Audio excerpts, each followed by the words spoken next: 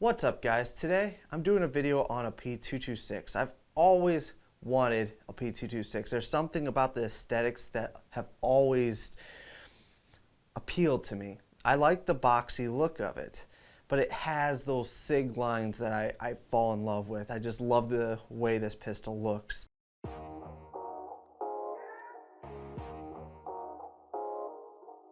It came in the red box, which means it's a factory refurbish.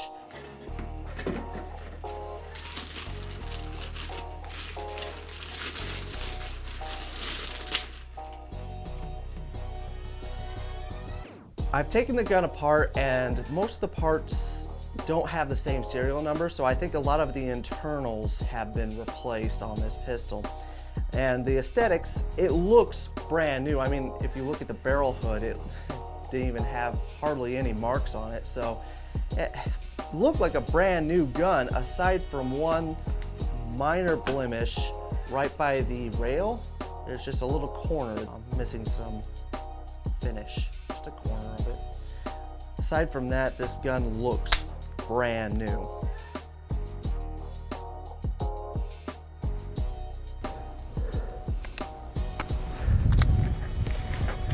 Shoot the left one? Yeah, so you shoot for the right one.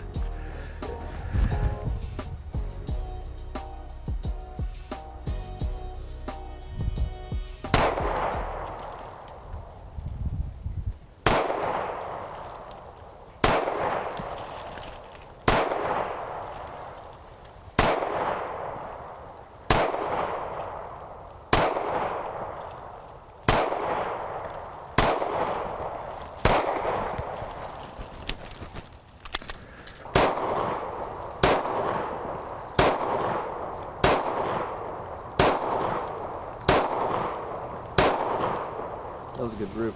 So this pistol is chambered in 40 Smith&Wesson. I chose that because I have a lot of pistols that are chambered in 9, plus we're in the middle of an ammo shortage.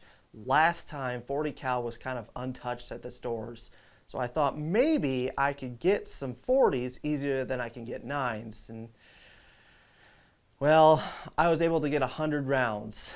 So I really didn't get a lot of trigger time with this pistol.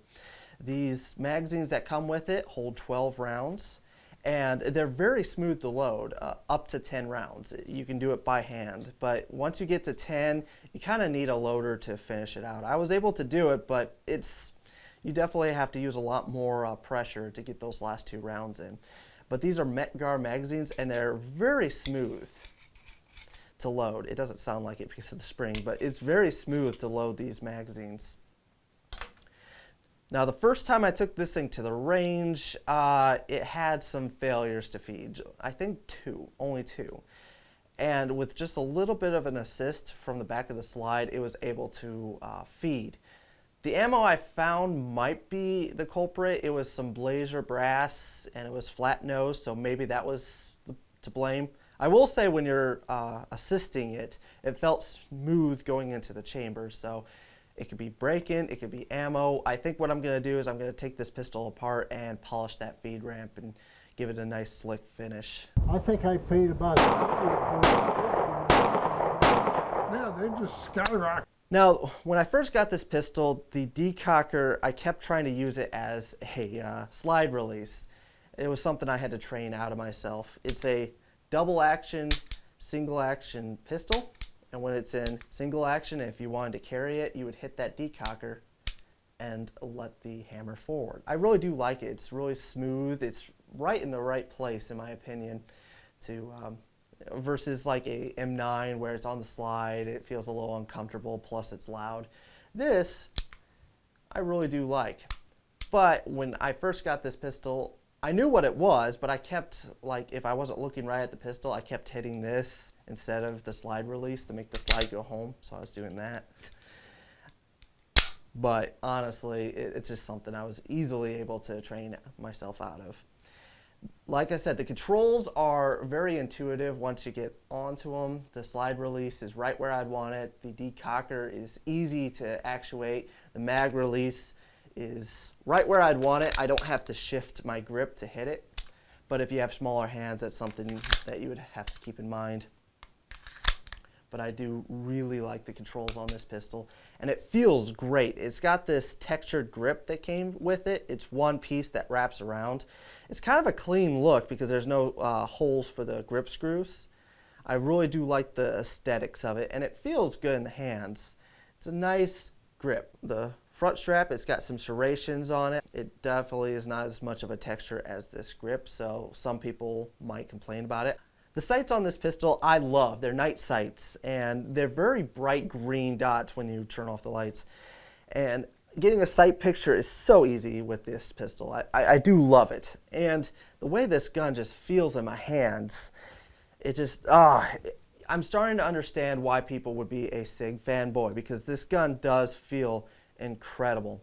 Now, I will say it's a little bit snappy, and it has a high bore axis. Here's the bore, and it's pretty high. If you're not familiar with the term, basically, the higher the bore axis, the more you're going to pivot, the more muzzle rise you're going to have with it. So it's a little bit of a snappy gun, but it was a pleasure to shoot it, honestly.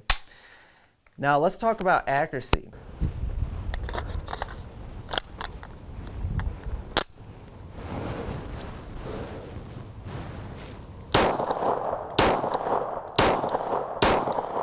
Right out of the box, I shot this thing fairly accurately. A lot of times with certain firearms, it takes me a little bit to get onto it before I tighten up the groups.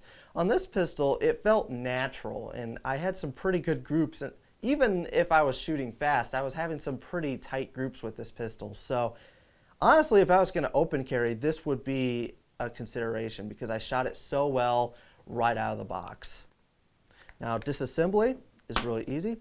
You lock the slide back, let the mag come out, then you turn this little lever downwards, release the slide comes right off. And then just like any other modern firearm, you pull out the recoil spring and guide rod and your barrel. And like I said, that barrel looks brand new.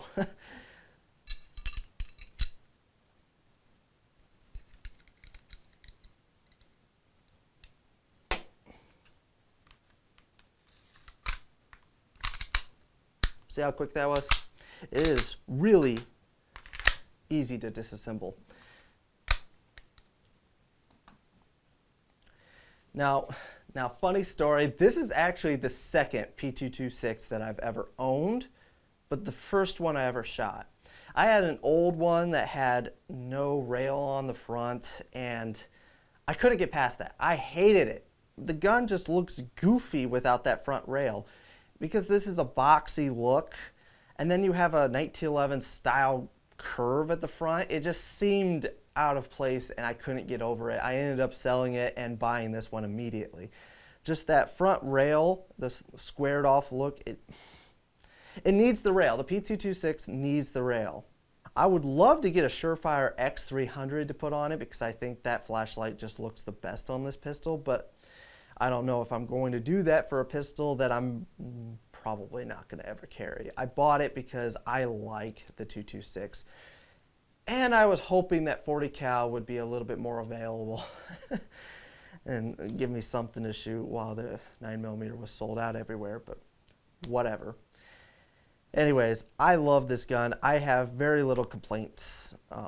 Like I said, the only problem I had with it was some failures to feed, and I think that's a correctable issue. But I love this pistol. So I hope you guys enjoyed this video, this first look at this pistol. I really wanted to bring it out. I've been considering changing the caliber, so I can shoot more things through it. So let me know down in the comments below. There's also a video I saw where if you change the barrel and put in a lighter recoil spring, you could shoot 9mm through this pistol. I'd like to test that to see how effective that would be. So I don't know. I don't know how well it would work, but in the videos, it seems like it works really well. So that might be a future video. But anyways, I'm going to go clean this thing because I actually have it. I hope you guys enjoyed this video.